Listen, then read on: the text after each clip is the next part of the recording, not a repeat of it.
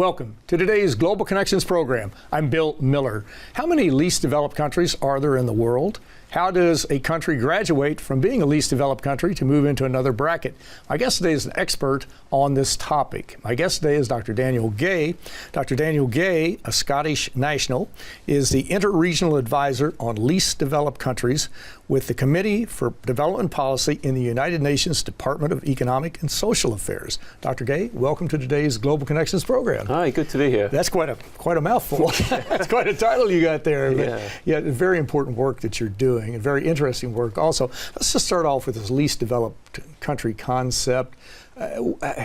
How many countries are there, and how do you classify a least developed country? We have basically 193 countries, well, we're members of the United Nations, and there are probably 200 countries around the world, but how many of them are least developed or classified as least developed countries? So at the moment there's 47 of them in total, after one left the category this year, Equatorial Guinea. So that of these 47, they are categorized by three criteria: a human assets index, an economic vulnerability index, and the income per capita threshold. Mm-hmm. So they have to meet these criteria, particular numbers under each of these thresholds to be classified as an LDC. Mm-hmm. Okay, why don't we take those three categories? Yeah. You mentioned the human resources index. Assets, yeah. What is included in that? So this is a measure of different indicators on health, education and schooling and so on. And the idea is to move beyond the conception of development as being simply about the material stuff, about income, to make it about more than just money, and take into account the fact that you want your population to be healthy and educated and prosperous in that sense. So that's the Human Assets Index, and there are actually 5 sub-indices under that index. Now, they are chosen partly because they reflect properly the things we want to measure, but also because of data availability across all these 47 countries. So, they're carefully selected by the 24 members of the Committee for Development Policy as being, trustworthy and representative of human assets as a concept. Yeah. You mentioned the human resources aspect. They bring in, we're hearing a lot about the happiness index. We hear that I think Bhutan was the one that introduced that at the United Nations. We're hearing about we've heard about quality of life for years and years, so they factor all of that into it to some degree? So the Committee for Development Policy, when it meets every year, discusses these kind of things, and there are certainly experts on the committee who specialize in the economics of life satisfaction and happiness. And actually, coincidentally, Bhutan, where I've been a couple of times, is an LDC. Yes, it is, right. As it happens. So in a background sense, the idea of happiness and life satisfaction is taken into account, but it's not explicitly counted in the index. Partly for reasons of measurement and partly for consistency, because you can't go changing the thing, every year. As seen Can't change the criteria every week. No, exactly. It dates back to 1971, before these notions were really popular.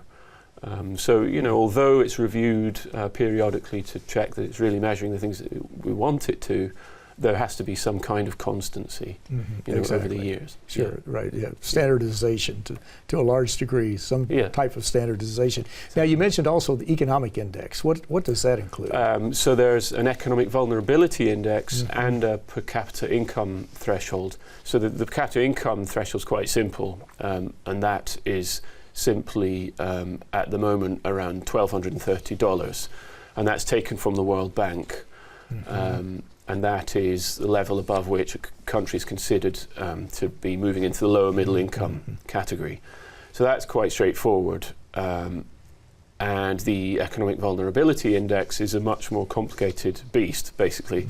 There are like 9 indicators under that, ranging from instability of exports to the amount of people living in low elevated coastal zones to agricultural production.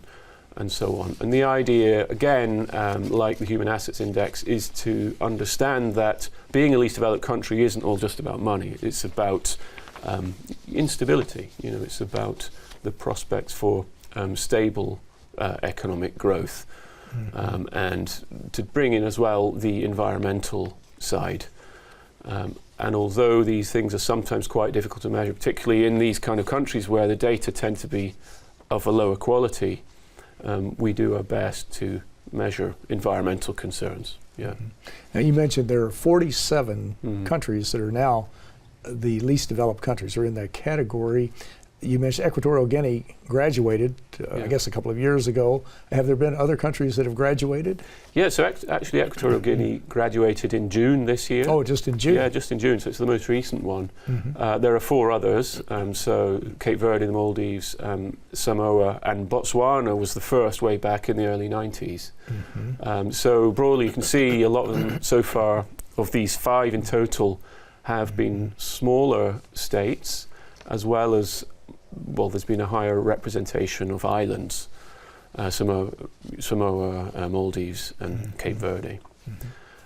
Yeah. Now, the least developed countries, they are eligible for certain types of assistance, are they not? Financial assistance, technical assistance, perhaps human resource assistance. I'm not sure how all the categories are, but what types of assistance are they eligible for? And then if they graduate, do they lose that assistance? Yeah, exactly.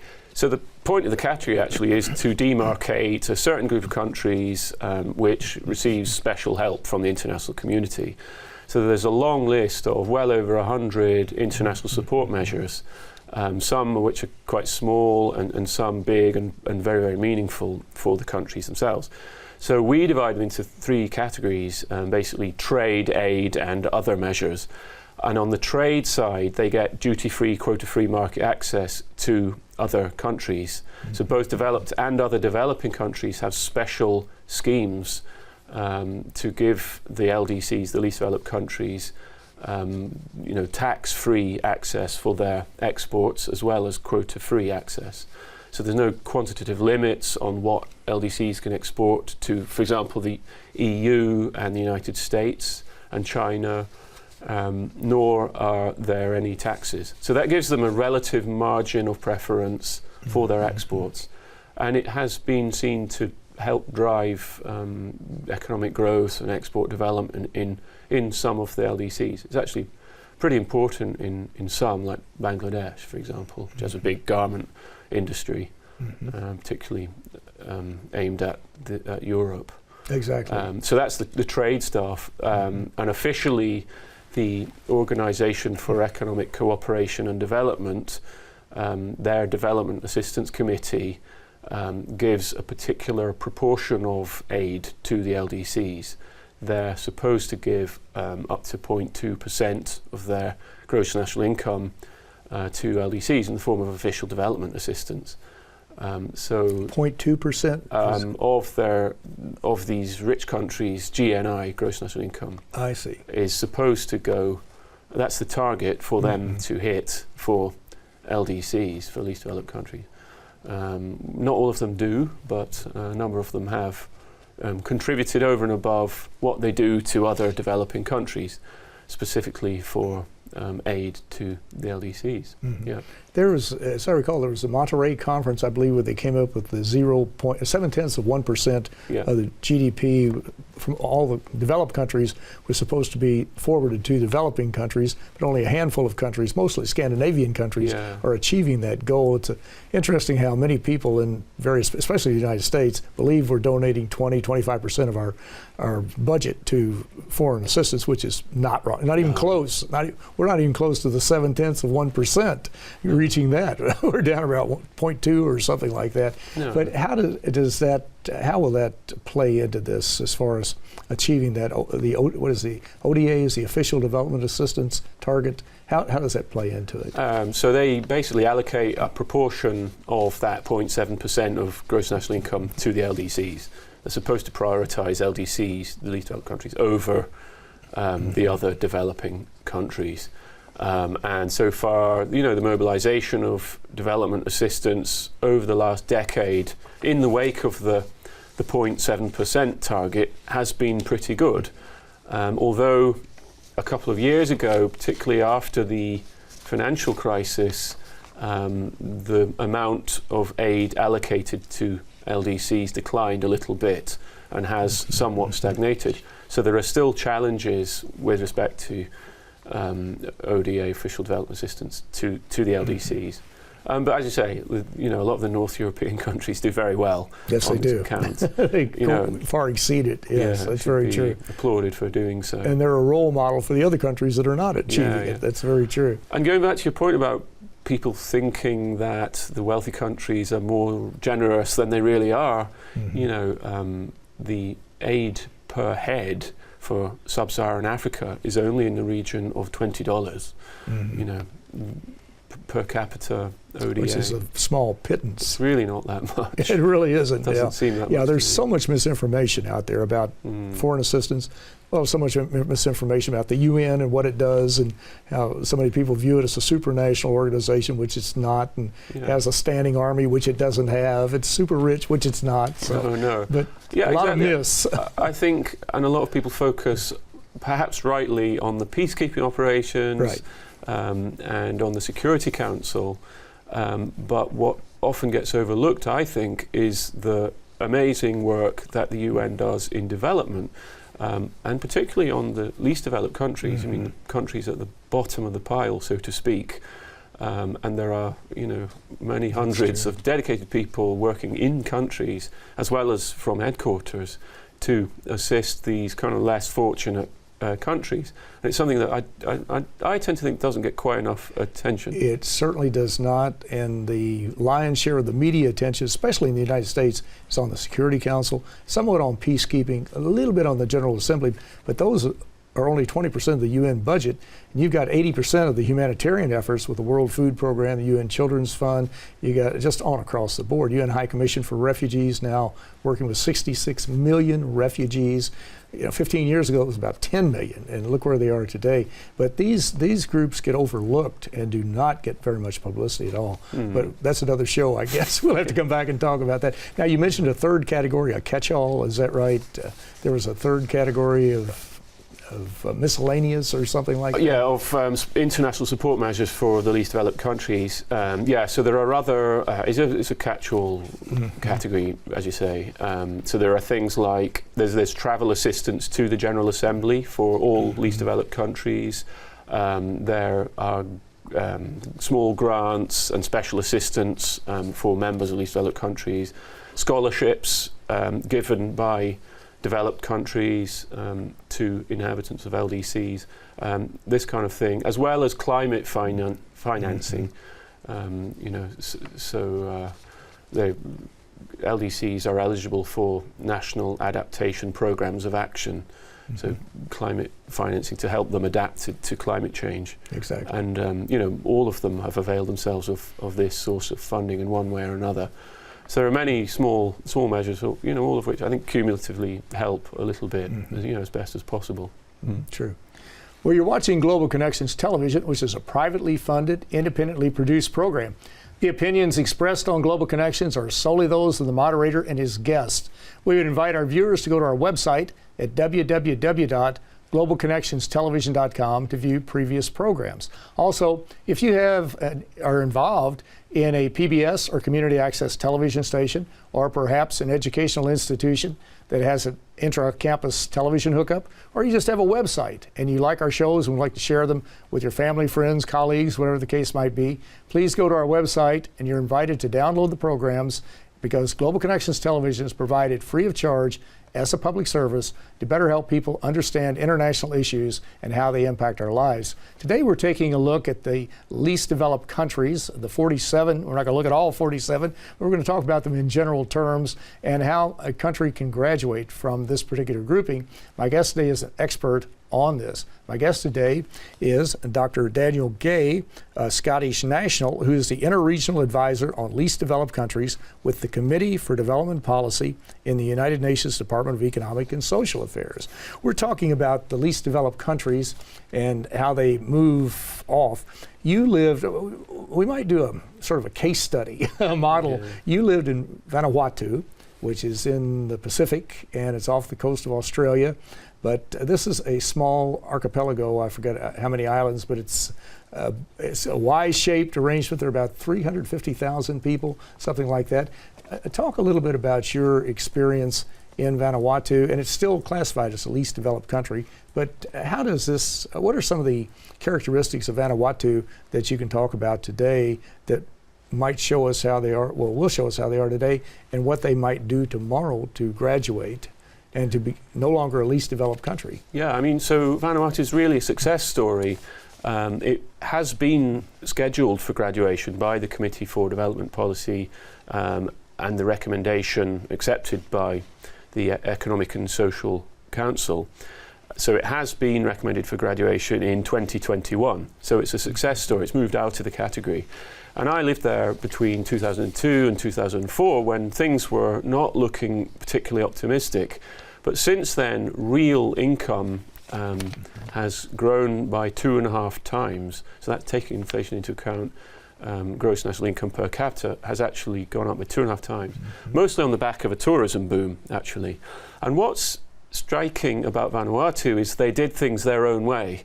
I mean, I think it's really important to point out that the least developed countries shouldn't all undertake a generic development program.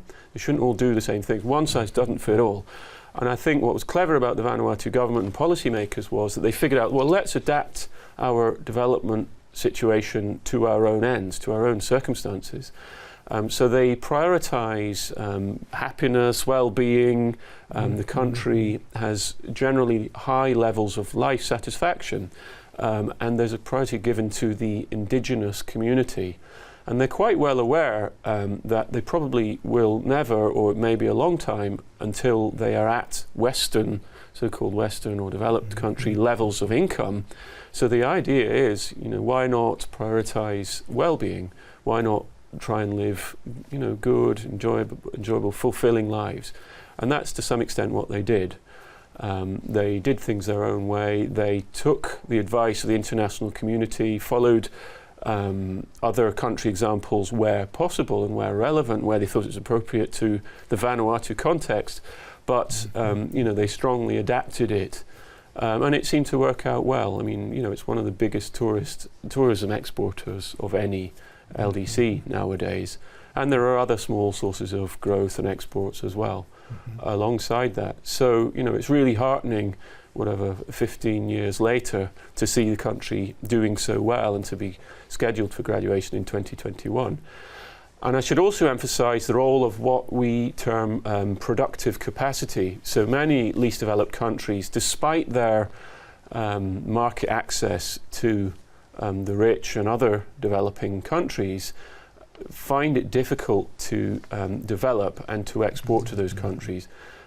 So our research in the last couple of years has pointed towards a need to develop productive capacity, basically to make more stuff domestically and nationally, both to serve the domestic market in terms of substituting for some imports where economically sensible, but also to build up production for sale on the international markets. I mean, it's not all about market access, it's about the domestic supply situation as well. And so Vanuatu seemed to address this issue quite well as well. It turned its attention, it didn't turn inwards, but it certainly turned its attention towards building the infrastructure necessary for tourism and for the production of some agricultural products, and to generally put in place the national policies necessary for successful economic growth and development. And it's a small country, and it isn't a model exactly for everywhere else, but at least it is one really successful example of development amongst the LDC group. Yeah. You mentioned tourism. Do most of the tourists come in by cruise ship, or do they fly into the capital, or both? Yeah, they do both. Yeah, there's been a cruise ship boom, but also visitors tend to stay for quite a long time, and that has been increasing significantly over the last 20 years or so, sort of long stay tourism. And those kind of tourists tend to spend more. There's a bigger multiplier effect in the domestic economy, because they buy local goods, they stay in hotels, and a lot of the money stays in the islands. Exactly, and if you have people coming into your country, tourists, for example, that could be an impetus for small businesses to start up. Could be possibly get local artisans to create various items from their local culture that would be of interest to these tourists. So that's certainly it could have an incubator effect. Yeah, definitely big knock-on effects. There's a thriving marketplace in the capital, Port Vila, and many people, particularly women, are brought into the tourism economy. There are local tour companies which are actually protected by the Vanuatu government, which seems to have had some success. Local people have developed hotels. It's not all driven by foreign direct investment. So yeah, there are lots of, and sometimes unforeseen spin-offs on the domestic economy. And of course, the development of infrastructure. I mean, when I was there was no ring road round the main island, Efate. You had to basically get a four-wheel drive vehicle to get around it. That was it. Yeah, it took half the day, Now you can do it in a couple of hours.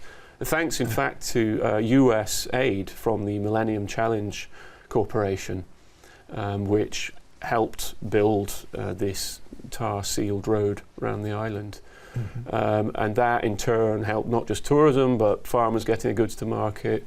These ladies who came and sold handicrafts in the market and to the cruise ships. The cruise ship visitors can also visit other parts of the island, apart from the capital. How large of a role did the local culture play in this, as far as their local traditions? When you said they did it their way, to some degree, or they did it, it wasn't quite the way some other LDCs have done, but how much of a role did that play as far as helping them to set or develop their strategy as to how they wanted to move forward in the human progress, material progress, developmental activities, and those types of things? Yeah, so there's a Council of Chiefs which actually advises Parliament, given really significant priority in policy making. So they're, part of the traditional village social structure. Chiefs come from all of the, more or less, the inhabited islands. There's 83 islands in total, and these chiefs represent their community interests in the actual democratic decision-making process. But I've met people on some of the outer islands in Vanuatu who said, look, I went into the cash economy, I didn't really like it that much because I felt poor, and I went back to my island and was able to live quite well without too much cash. And in Bishlam, the local pidgin, I met this guy, he said, time when we leave La Villa, we pay kakai, we no like money. And that means when I lived in Villa, I paid for food and I don't like money. It was... they could have a barter economy to a large degree too. I mean, it's subsistence, really, subsistence lifestyle. And barter, exactly. To some extent, yeah. I mean, not so much barter, but definitely subsistence. Subsistence. And they're lucky because, they have abundance. It's very fertile ground. Right. There's not particularly big population pressures in most of the islands, benign climate and so on. So they're lucky in that sense. Well, Daniel, in our last 30 seconds here, Vanuatu is ready to graduate. Who are some of the other countries ready to graduate? So the other one that's definitely going to graduate is Angola. in 2020. And they are preparing for that eventuality because they will lose these international support measures and they have to sort of move beyond the stage of graduation. And potentially at the meeting in March of the Committee for Development Policy, this is the triennial meeting where the committee assesses all the LDCs and assesses which ones are ready for graduation. There could be another 6, which is unprecedented in the history of the category. I mean, it's really testament to the success of the development system and to the efforts that have been put into the least developed countries over the past couple of decades. That 6 will be potentially identified for graduation on top of the 5 that have graduated in total since 1971. Exactly. Yeah. And just it shows, as you said, that development assistance can pay off, and if with some coordination there, with some involvement, and especially if it's a group effort through United Nations agencies, or the Organization for Economic and Cooperation and Development, OECD, whatever it might be, that there is an opportunity. But Dr. Gay, I want to thank you so very much for a very interesting and a very informative program. No, my pleasure. Thanks very much. Good to be here. Thank you. I'm Bill Miller. Thank you for joining us today on Global Connections Television.